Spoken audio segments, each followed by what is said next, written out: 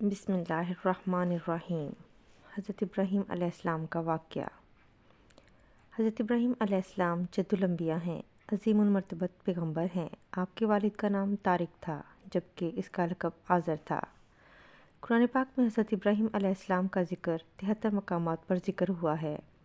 ابراہیم علیہ السلام کی پیدائش عراق کے شہر بابل میں ہوئی۔ یہاں بت پرستی عام تھی۔ ابراہیم علیہ السلام نے اپنے باپ سے اور اپنی قوم سے کہا کہ یہ مورتیاں جن کے تم مجاور بنے بیٹھے ہو کیا ہیں؟ انہوں نے جواب دیا، ہم نے اپنے باپ دادا کو ان کی عبادت کرتے پایا، اس لیے ہم بھی انہی کی عبادت کرتے ہیں۔ آپ علیہ السلام نے کہا، یہ بت نہ تمہیں کچھ نفع دے سکتے ہیں اور نہ ہی نقصان، پھر تم ان کی عبادت کیوں کرتے ہو؟ اندھی تقلید نے انہیں یہ سب سوچنے سے عاری کر دیا تھا۔ اللہ تعالیٰ نے حضرت ابراہیم علیہ السلام کی خاص رہنمائی فرمائی تھی، جیسا کہ سورۃ الانبیاء میں ہے، اور ہم نے ابراہیم کو پہلے سے ہدایت فرما دی تھی اور ہم اسے جانتے تھے۔ ابراہیم علیہ السلام نے کبھی ایک لمحے کے لیے بھی بتوں کی پوجا نہیں کی تھی۔ آپ علیہ السلام نے اپنی قوم کو بتوں کی پوجا کرتے دیکھا تو انہیں ملامت کی اور ایک اللہ کی طرف دعوت دی۔ اس کی ابتدا انہوں نے اپنے والد محترم سے ابراہیم نے کہا، اے میرے باپ، ان بتوں کی عبادت نہ کریں، یہ شیطان ہے، بے شک شیطان اللہ کا نافرمان ہے۔ آپ نے فرمایا، بے شک مجھے خوف ہے کہ تم پر اللہ کا عذاب آئے، پھر تم شیطان کے ساتھی ہو جاؤ۔ باپ نے ان کی بات سن کر کہا، اے ابراہیم، کیا تو میرے معبودوں سے پھرا ہوا ہے؟ اگر تو باز نہ آیا تو میں تمہیں سنسار کر دوں گا اور تم مجھ سے ایک مدت تک دور ہو جا۔ ابراہیم علیہ السلام نے اپنے باپ سے کہا کہ میں اپنے رب سے آپ کے لیے ہدایت کی دعا کرتا رہوں گا۔ ابراہیم کے والد نے ان کو دھمکی بھی دی کہ تم اگر دعوت سے باز نہ آئے تو میں تمہیں سنسار کر دوں گا، لیکن حضرت ابراہیم علیہ السلام نے اپنے والد کے ساتھ نرمی کا رویہ رکھا۔ والد کے سخت جواب کے بعد ابراہیم علیہ السلام نے اپنے والد سے علیحدگی اختیار کر لی اور فرمایا، میں تمہیں چھوڑتا ہوں اور جنہیں تم اللہ کے سوا پوجتے ہو میں ان کو بھی چھوڑتا ہوں، اور میں اپنے رب کو پکاروں گا، مجھے یقین ہے میں اپنے رب کو پکار کر محروم نہیں رہوں گا۔ آپ اللہ کے پیارے اور برگزیدہ پیغمبر تھے۔ جب آپ نے اپنی قوم کو توحید کی دعوت دی، اس وقت آپ نوجوان تھے، آپ کی عمر 16 سال تھی۔ آپ غور و فکر کرتے کہ یہ لوگ بتوں کی پوجا کیوں کرتے ہیں۔ آپ نے مصمم ارادہ کر لیا کہ اس شر اور فساد کی جڑ کا خاتمہ کر کے رہیں گے، یعنی ان بتوں کو توڑ کر رہیں گے۔ آپ اپنی قوم کو بتوں کو توڑنے کی دھمکی بھی دیتے رہے۔ آخر انتظار کا وقت ختم ہوا، عید کا دن آ پہنچا۔ عید کے دن صبح سویرے وہ لوگ کھانا پکا کر اپنے معبودوں کے سامنے رکھ دیتے تھے، پھر شہر سے باہر ایک میدان میں جمع ہو کر خوشیاں مناتے۔ شام کو گھروں کی طرف آتے اور جو کھانا بتوں کے پاس رکھ کر جاتے واپس آ کر اسے اٹھاتے اور تبرک سمجھ کر کھا جاتے۔ اپنے معمول کے مطابق انہوں نے عید کی تیاری کر لی، لیکن ابراہیم علیہ السلام تیار نہ ہوئے، اس لیے کہ وہ تو ان کے ساتھ جانے کا ارادہ ہی نہیں رکھتے تھے۔ وہ لوگ جانے سے پہلے ابراہیم کے پاس آئے اور کہا کہ آپ ہمارے ساتھ نہیں جائیں گے؟ سیدنا ابراہیم نے آسمان کی طرف نگاہ اٹھائی اور جواب دیا کہ میں بیمار ہوں۔ آپ علیہ السلام نے ان کے جانے کے بعد ان کے بت خانے میں جا کر تمام بتوں کو کلہاڑے سے ٹکڑے ٹکڑے کر دیا، سوائے ایک بڑے بت کے جس کے کندھے پر کلہاڑا رکھ دیا تاکہ سب کو سچ سمجھا سکیں۔ واپسی پر جب سب لوگوں نے آ کر دیکھا کہ ان کے سب بت ٹوٹے پڑے ہیں، انہیں بہت غصہ آیا۔ وہ حیران بھی تھے کہ یہ سب کیسے ہوا اور کس نے کیا۔ کہنے لگے، یہ کام ضرور ابراہیم کا ہے جو ان بتوں کے خلاف ہے۔ اللہ کی قدرت کہ ابراہیم کا جو مقصد تھا خود بخود پورا ہو رہا تھا کہ تمام لوگوں کو جمع کرو اور ابراہیم کو سب کے سامنے سزا دی جائے گی، یہ ان لوگوں نے اعلان کر دیا۔ تمام لوگ جمع ہو گئے، کہنے لگے، اے ابراہیم، ہمارے معبودوں کے ساتھ یہ لغو حرکت تو نے کی ہے۔ ابراہیم نے جواب دیا کہ تمام کام تو یہ تمہارے بڑے بت کا ہے جس کے کندھے پر کلہاڑا ہے، تم مجھ سے کیوں پوچھتے ہو؟ تم اس سے کیوں نہیں پوچھتے؟ کہنے لگے کہ ہم نے بہت بڑی غلطی کی، ہمیں بتوں کی حفاظت کے لیے کسی کو چھوڑ کر جانا چاہیے تھا۔ حضرت ابراہیم نے اس پر کہا کہ جو بت اپنی حفاظت خود نہیں کر سکتے وہ تمہیں نفع و نقصان کیسے دے سکتے ہیں؟ تم ان کی عبادت چھوڑ کیوں نہیں دیتے اور ایک اللہ کی عبادت کیوں نہیں کرتے جو مجھے اور ہم سب کو پیدا کرنے والا ہے، سب نفع و نقصان کا مالک ہے۔ اس طرح حضرت ابراہیم نے ان پر حقیقت خوب واضح کر دی کہ تم ان کی پوجا کرتے ہو جن کو تم خود اپنے ہاتھ سے تراشتے ہو۔ ان کا حال تو یہ ہے کہ تم نے خود ان کو تراشا اور ان کی عبادت کرنے لگ گئے۔ تم کو اور ان سب کو جن کو تم پوچھتے ہو اللہ نے بنایا ہے۔ ابراہیم نے سب پر واضح بھی کر دیا کہ وہ بے بس ہیں، لیکن وہ سب اپنی کفر پر ہی ڈٹے رہے اور ابراہیم علیہ السلام کو دھمکیاں دینے لگے، کہنے لگے کہ اس کے لیے ایک آتش کدہ بناؤ اور اسے اس دہکتی ہوئی آگ میں ڈال دو۔ پھر ان لوگوں نے ایک چٹیل میدان کا انتخاب کیا، سب لوگوں نے لکڑیاں جمع کیں، پھر ان لکڑیوں کو آگ لگائی۔ جب آگ کے شعلے آسمان سے باتیں کرنے لگے تو انہوں نے ابراہیم علیہ السلام کو آگ میں ڈالنے کے لیے ایک جھولا تیار کیا، اس میں آپ کو رکھا گیا۔ تب آپ نے یہ دعا کی کہ ہمیں اللہ ہی کافی ہے، وہ بہترین کارساز ہے۔ اللہ تعالیٰ قرآن پاک میں فرماتے ہیں، اے آگ ٹھنڈی اور سلامتی والی ہو جا۔ چنانچہ جب ابراہیم علیہ السلام کو آگ میں ڈالا گیا تو وہ ٹھنڈی ہو گئی۔ آگ ابراہیم کو نہ جلا سکی، وہ محفوظ رہے۔ لوگ آگ کے گرد اس انتظار میں تھے کہ آگ میں ڈالے جانے کے بعد جل کر راکھ ہو جائیں گے، لیکن انہیں کچھ بھی نہ ہوا اور وہ صحیح سلامت آگ سے باہر نکل آئے۔ اتنا بڑا معجزہ دیکھنے کے باوجود لوگوں کی ہٹ درمی قائم رہی۔ لوط علیہ السلام کے سوا کوئی بھی آپ پر ایمان نہ لایا۔ ابراہیم ان کا رویہ اور ہٹ درمی دیکھ کر دل برداشتہ ہوئے اور وہاں سے ہجرت کا ارادہ فرمایا۔ اس وقت بابل پر نمرود نامی بادشاہ کی حکومت تھی۔ اس کے پاس جب یہ خبر پہنچی کہ ابراہیم علیہ السلام کو آگ میں ڈالا گیا اور آگ نے ان کو نہیں جلایا تو اس نے ابراہیم کو اپنے دربار میں پیش کرنے کا حکم دیا۔ ابراہیم کو وہاں لایا گیا۔ نمرود نے ان سے ان کے رب کے بارے میں سوال کیا۔ اللہ تعالیٰ فرماتے ہیں، کیا تو نے اس شخص کو نہیں دیکھا جس نے ابراہیم سے اس کے رب کے بارے میں جھگڑا کیا، اس لیے کہ اللہ نے اسے سلطنت دی تھی؟ ابراہیم نے کہا کہ میرا رب وہ ہے جو زندہ کرتا ہے اور مارتا ہے۔ جواب میں اس نے کہا کہ میں بھی تو زندہ کرتا ہوں اور مارتا ہوں۔ چنانچہ نمرود نے جیل سے 2 آدمیوں کو بلوایا جن کے لیے موت کی سزا کا فیصلہ ہو چکا تھا۔ اس نے ان میں سے ایک کو تو قتل کر دیا اور دوسرے کو معاف کر دیا۔ اس سے اس نے یہ ثابت کرنے کی کوشش کی کہ زندگی اور موت اس کے ہاتھ میں ہے، وہ جسے چاہتا ہے مار دیتا ہے اور جسے چاہتا ہے زندہ چھوڑ دیتا ہے۔ حضرت ابراہیم علیہ السلام نے نمرود سے بحث کرنے کی بجائے مضبوط دلیل سے بات کی اور کہا کہ میرا رب سورج کو مشرق سے نکالتا ہے تو مغرب سے نکال کر دکھا۔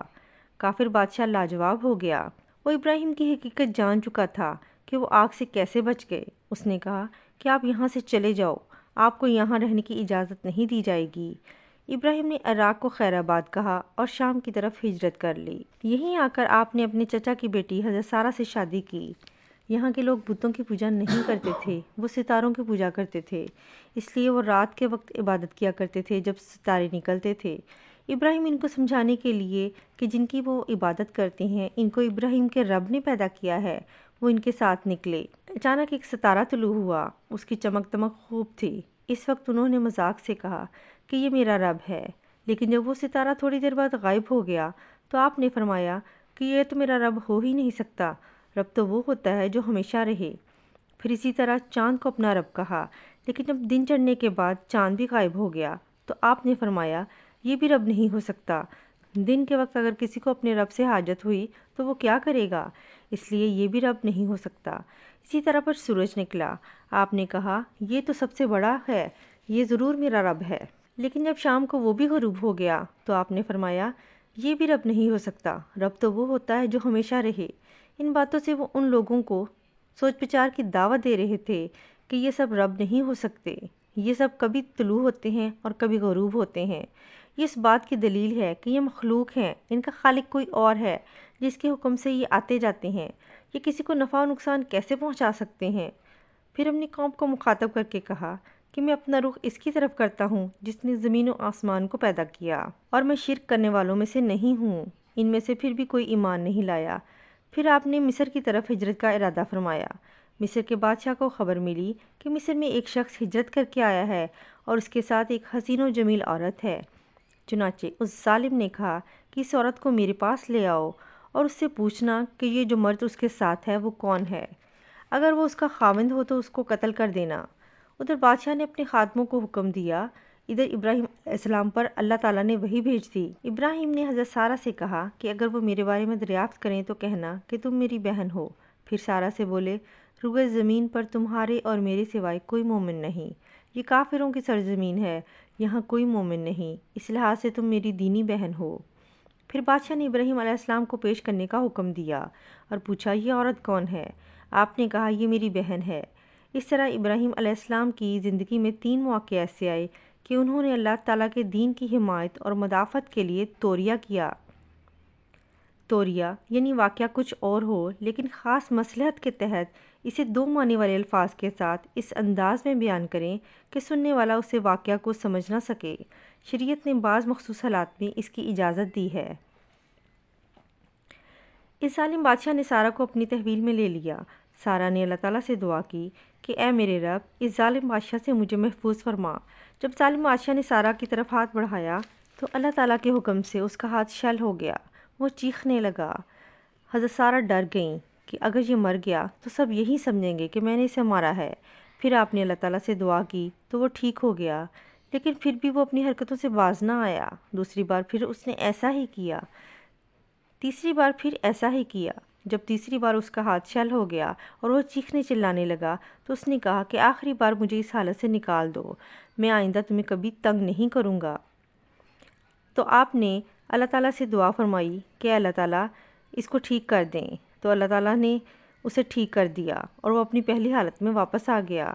پھر اس نے اپنی بیٹی ہاجرہ کو حضرت سارہ کے ساتھ ان کی خدمت کے لیے روانہ کر دیا۔ واپس آئیں تو حضرت ابراہیم نے دریافت کیا کہ آپ کے ساتھ ظالم بادشاہ نے کیا سلوک کیا۔ حضرت سارہ نے سارا واقعہ بیان کر دیا۔ آپ نے کہا کہ اب ہم یہاں نہیں رہیں گے۔ پھر آپ نے دوبارہ فلسطین کی طرف ہجرت فرما لی۔ واپس آ کر آپ نے فلسطین میں ہی اپنی زندگی گزارنا شروع کر دی اور لوگوں کو اسلام کی دعوت دیتے رہے۔ تب آپ کی عمر 85 یا 86 برس تھی جب حضرت سارہ نے آپ کی شادی حضرت ہاجرہ سے کروا دی۔ اللہ تعالیٰ نے جلد ہی ان کے بطن سے حضرت اسماعیل علیہ السلام کو پیدا فرمایا۔ حضرت ابراہیم علیہ السلام کو اللہ کی طرف سے حکم نازل ہوا کہ حضرت ہاجرہ اور ان کے دودھ پیتے بچے کو لے کر مکہ کی طرف روانہ ہو جائیں۔ یہ جگہ اس وقت بالکل بیابان تھی، جہاں نہ پانی تھا نہ ہی کوئی نباتات۔ آپ اللہ کے حکم سے انہیں وہاں چھوڑ کر واپس جانے لگے تو سیدہ ہاجرہ کو بہت پریشانی ہوئی۔ چنانچہ آپ نے اپنے خاوند سے پوچھا کہ وہ ہمیں یہاں بیابان جگہ پر کیوں چھوڑ کر جا رہے ہیں۔ حضرت ابراہیم خاموش رہے تو وہ سمجھ گئیں کہ یہ ان کے رب کا حکم ہے۔ تو پھر آپ نے حضرت ابراہیم سے دریافت کیا کہ کیا یہ آپ کے رب کا حکم ہے۔ حضرت ابراہیم نے حضرت ہاجرہ کے پوچھنے پر جب یہ اقرار کیا کہ ہاں یہ ہمارے رب کا حکم ہے تو آپ اپنے رب کی رضا پر راضی ہو گئیں اور فرمایا میرا رب ہمیں کبھی ضائع نہیں ہونے دے گا۔ ابراہیم چلے گئے۔ آپ کے پاس چند کھجوریں تھیں اور ایک پانی کا مشکیزہ تھا۔ 2-3 دن اسی پر گزارا کیا۔ جب یہ ختم ہو گیا تو بچے کے لیے پانی کی تلاش شروع کر دی۔ بچہ رونے لگا۔ آپ نے روتے بچے کو وہیں چھوڑا اور پانی کی تلاش میں صفا کی پہاڑی پر چڑھ گئیں، لیکن وہاں بھی آپ کو پانی نہ ملا۔ جب وہاں کچھ نظر نہ آیا تو نشیب کی طرف اتریں۔ وہاں سے آپ کا بچہ آپ کی آنکھوں سے اوجھل ہو گیا تو پھر بھاگتے ہوئے آپ مروہ کی پہاڑی پر چڑھی کہ میں جلدی سے حضرت اسماعیل علیہ السلام کو دیکھ لوں۔ وہاں پر چڑھ کر آپ نے پھر ادھر ادھر دیکھا کہ شاید کہیں پانی مل جائے، شاید کوئی انسان نظر آ جائے، شاید کھانے کو کچھ مل جائے، لیکن آپ کو وہاں بھی کچھ نہ ملا۔ اسی طرح بچے کے لیے پریشان پانی کی تلاش میں کبھی صفا کی پہاڑی پر چڑھتی، کبھی مروہ کی پہاڑی پر۔ آپ نے اسی طرح صفا اور مروہ کے درمیان 7 چکر لگائے۔ یہی وجہ ہے کہ مسلمان عازمین حج صفا اور مروہ کے درمیان سعی کرتے ہیں تاکہ اس واقعہ کی یاد تازہ ہو جائے۔ جب آخری بار آپ مروہ کی پہاڑی پر چڑھیں تو انہوں نے ایک آواز سنی۔ وہ جلدی سے حضرت اسماعیل علیہ السلام کے پاس پہنچیں۔ کیا دیکھتی ہیں کہ اسماعیل جہاں ایڑیاں رگڑ رہے تھے وہاں سے پانی کا چشمہ پھوٹ پڑا جس کے پانی کو زمزم کہتے ہیں۔ جب انہوں نے دیکھا پانی پھیل رہا ہے تو انہوں نے اس کے ارد گرد پتھر لگا کر اسے بند کر دیا۔ کہتے ہیں کہ اگر وہ ایسا نہ کرتی تو پانی پوری دنیا کو ڈبو دیتا۔ آپ نے اپنے بچے کو پانی پلایا اور خود بھی پانی پیا۔ اسی سے آپ نے گزارا کیا۔ پرندے بھی وہاں آ کر پانی پینے لگے۔ تھوڑے دنوں بعد وہاں ایک قافلہ گزرا۔ وہاں پانی دیکھ کر انہوں نے وہاں ہی پڑاؤ ڈال لیا۔ انہوں نے حضرت ہاجرہ سے وہاں رہنے کی اجازت لی۔ اسی طرح یہ لوگ حضرت ہاجرہ کی معیشت کا سامان بنے۔ اسی طرح دن گزرتے رہے۔ حضرت ابراہیم سال 2 سال بعد چکر لگاتے اور اپنے خاندان سے ملتے۔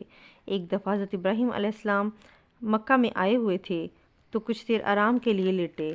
لیٹتے ہی آپ کی آنکھ لگ گئی۔ خواب میں کیا دیکھتے ہیں کہ آپ حضرت اسماعیل علیہ السلام کو ذبح کر رہے ہیں۔ ساتھ ہی آپ کی آنکھ کھل گئی۔ آپ جانتے تھے کہ انبیاء کرام کے خواب سچے ہوتے ہیں اور اللہ تعالیٰ کی طرف سے وحی ہوتے ہیں۔ 3 دن مسلسل آپ کو یہی خواب نظر آیا تو آپ نے حضرت اسماعیل علیہ السلام سے مشورہ کیا کہ مجھے ایسا خواب آیا ہے۔ سبحان اللہ، انہوں نے جواب دیا کہ آپ مجھے ثابت قدم پائیں گے۔ اے ابا جان، آپ کو جو حکم ملا ہے کر گزریے، انشاءاللہ آپ مجھے صبر کرنے والوں میں پائیں گے۔ باپ بیٹا دونوں مصمم ارادہ کے ساتھ اللہ تعالیٰ کا حکم پورا کرنے کے لیے پیش ہو گئے۔ حضرت اسماعیل علیہ السلام نے اپنے والد محترم سے کہا، جب آپ مجھے ذبح کرنے لگیں تو میرے ہاتھ پاؤں باندھ دیں، میری آنکھوں پر پٹی باندھ دیں تاکہ میرے دل میں کوئی لغزش نہ آئے، اور اپنی آنکھوں پر بھی پٹی باندھ لیں۔ جب آپ نے چھری چلائی تو چھری تو چلتی رہی لیکن گلا نہ کٹا۔ جس طرح آگ نے ابراہیم کو نہ جلایا، اسی طرح چھری نے اللہ کے حکم سے اسماعیل کے گلے کو نہ کاٹا۔ آپ نے اور حضرت اسماعیل علیہ السلام نے اللہ کی رضا پر سر تسلیم خم کیا اور اس عظیم امتحان میں کامیاب ہو گئے۔ آپ نے اللہ کے ہر حکم کی تکمیل کی۔ چھری نے گلا نہ کاٹا۔ پیچھے سے آواز آئی، آپ نے مڑ کر دیکھا، حضرت جبرائیل علیہ السلام اللہ کے حکم سے جنت سے ایک مینڈا لے کر آئے۔ سبحان اللہ، کہ ابراہیم اور اسماعیل علیہ السلام کی وفاداری کا بدلہ تھا جو پوری دنیا کے مسلمانوں کے لیے لازم ہو گیا۔ حضرت جبرائیل علیہ السلام اللہ کے حکم سے جنت سے ایک مینڈا لے کر آئے جو حضرت ابراہیم علیہ السلام اور اسماعیل علیہ السلام کی وفاداری کا بدلہ تھا جو پوری دنیا کے مسلمانوں کے لیے لازم ہو گیا کہ اللہ کی رضا کے لیے قربانی کرتے رہیں۔ یہ سنت ابراہیمی ہے۔ پھر اللہ تعالیٰ نے اپنے بیٹے کی قربانی کے صلے میں آپ کو حضرت اسحاق کی خوشخبری سنا دی۔ جب حضرت سارہ 90 سال کی تھیں اور حضرت ابراہیم علیہ السلام 120 سال کے، جب اللہ نے حضرت اسحاق کو پیدا فرمایا، حضرت ابراہیم مکہ میں اپنے بیٹے سے ملنے آتے رہتے تھے۔ ایک روز آئے تو آپ نے اسماعیل سے کہا، اے میرے بیٹے، اس مقام پر اللہ تعالیٰ نے اپنا گھر تعمیر کرنے کا حکم دیا ہے۔ اسماعیل نے کہا کہ میں حاضر ہوں۔ آپ علیہ السلام نے حضرت اسماعیل کے ساتھ مل کر بیت اللہ کی تعمیر نو کی۔ تعمیر کے دوران جب حجر اسود کے مقام پر پہنچے تو اللہ تعالیٰ نے جنت سے ایک پتھر بھیجا جو وہاں نصب کیا گیا۔ کہتے ہیں کہ پہلے وہ سفید رنگ کا تھا، اب سیاہ ہو گیا ہے۔ انسانوں کی غلطیاں اس کے سیاہ ہونے کا سبب بنیں۔ جب دیواریں انسانی قد کے برابر ہو گئیں تو اسماعیل علیہ السلام ایک پتھر لے آئے۔ آپ اس پر کھڑے ہو گئے۔ آپ ننگے پاؤں تھے۔ پتھر اسی وقت اندر کو دھنس گیا اور آپ کے پاؤں مبارک کے نشان آ گئے۔ اس پتھر کو آج مقام ابراہیم کہتے ہیں۔ اللہ تعالیٰ نے فرمایا، تم مقام ابراہیم کو جائے نماز مقرر کر لو۔ اس طرح کعبہ تعمیر ہوا اور نیا حکم آیا کہ لوگوں کو جو استطاعت رکھے اس پر بیت اللہ کا حج فرض ہے۔ جو جان بوجھ کر اعراض کرے تو اللہ تعالیٰ جہانوں سے بے نیاز ہے اور اسے اس کی کوئی پرواہ نہیں۔ ادھر ابراہیم علیہ السلام کو اللہ کی طرف سے اشارہ ملا کہ لوگوں میں حج کا اعلان کر دیں۔ ابراہیم بولے، بھلا میری آواز کس طرح پہنچے گی؟ تو اللہ تعالیٰ نے ارشاد فرمایا، تمہارا کام آواز لگانا ہے، پہنچانا ہمارا کام ہے۔ چنانچہ آپ عرفات کے ایک پہاڑ پر چڑھے اور آواز لگائی، لوگو بیت اللہ کا حج کرو۔ اللہ نے معجزانہ طور پر آپ کی آواز پوری دنیا تک پہنچا دی۔ اب لوگ پوری دنیا سے کثرت کے ساتھ حج کرنے آتے ہیں اور یہ ویران علاقہ آباد ہو گیا۔ آپ نے 175 سال کی عمر پائی۔ آپ پر کئی صحیفے بھی نازل ہوئے۔ یہ آپ کی زندگی کے چند قصے تھے جس کو مختصر بیان کرنے کی کوشش کی گئی ہے۔ جزاک اللہ خیر۔